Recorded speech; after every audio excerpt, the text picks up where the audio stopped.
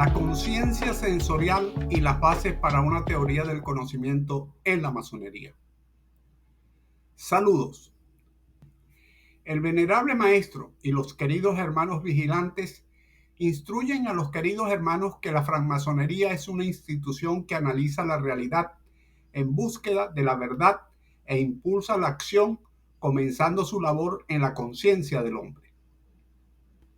Por ello, nos explican el significado y el alcance de conceptos como pensamiento, instinto, razón, conciencia y voluntad. El venerable maestro le enseña a los miembros de la orden que el querido hermano debe emplear su tiempo en conocer las cualidades de los materiales y el modo de trabajarlos. En lo moral, enseña que, puesto que el masón debe dirigir sus esfuerzos primeramente a conocerse a sí mismo, debe comenzar a educar los sentidos.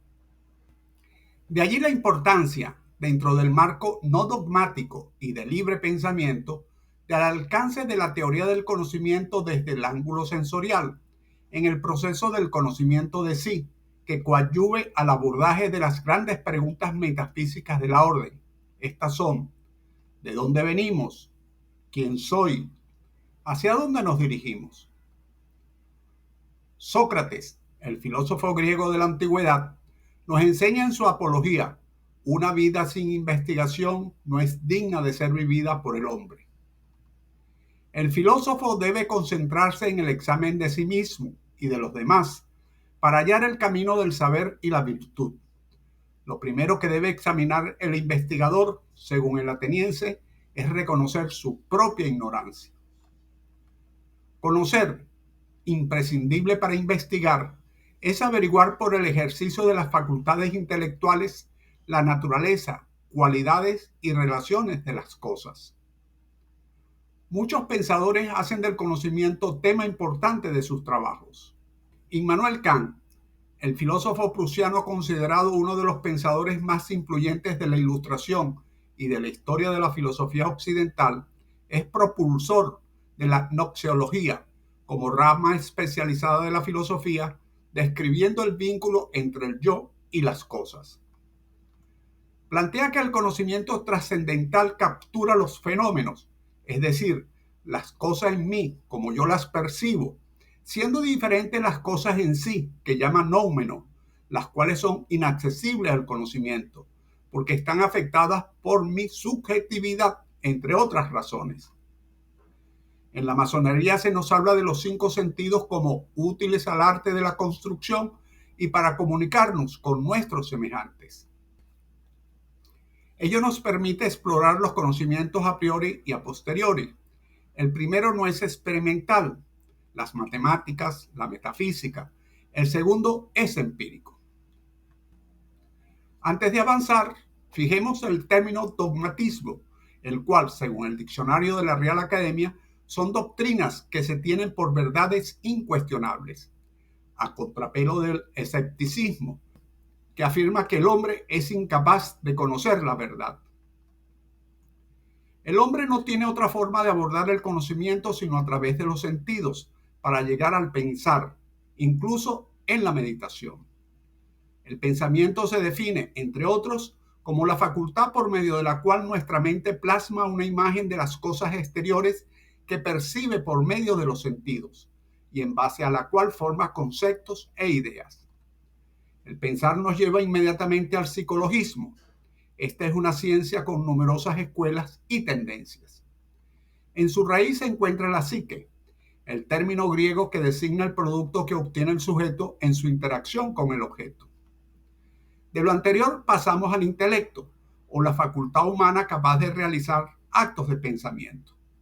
Para Kant, el intelecto está constituido por los actos de entendimiento, que nos permite darnos cuenta de las cosas, pero también de darnos cuenta de que nos damos cuenta, o sea, la autoconciencia, percibiendo el sujeto su actividad como un hecho objetivo, aunque al mismo tiempo sea, por ser la persona activa y pasiva en la relación, un hecho subjetivo, una relación intrínseca al hombre interior. Por medio de la inteligencia percibimos, apreciamos y distinguimos las sensaciones de nuestros 5 sentidos. Comprendemos, concebimos y comparamos las ideas a nuestra libre voluntad para elegir lo que nos parezca mejor de conformidad con los dictados de la conciencia. Nos permite la reflexión o volver sobre nosotros mismos. En masonería, reflexión tiene un alcance mayor, ya que al volver sobre nosotros mismos, observamos cuánto avanzamos o no en la construcción de nuestro templo interior. Tanto en el escepticismo como en el psicologismo, hacemos referencia al subjetivismo, entendido como limitación de la validez de un juicio al sujeto que juzga.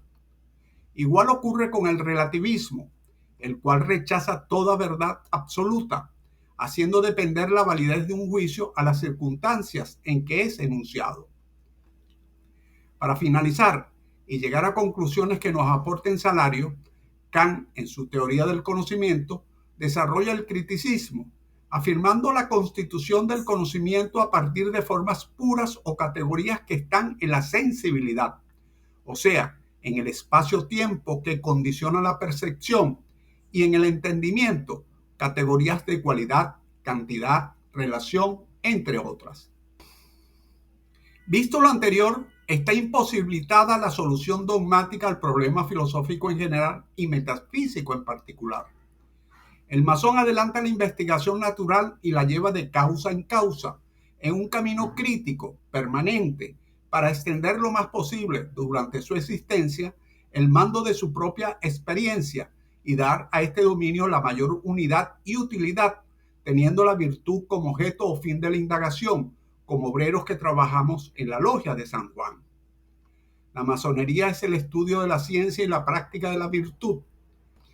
En la búsqueda de la luz, símbolo de sabiduría del gran arquitecto del universo, nos instruimos en distintas teorías y doctrinas, asimilando de las mismas enfoques que coadyuven en nuestra formación, insistimos, sin dogmatismo.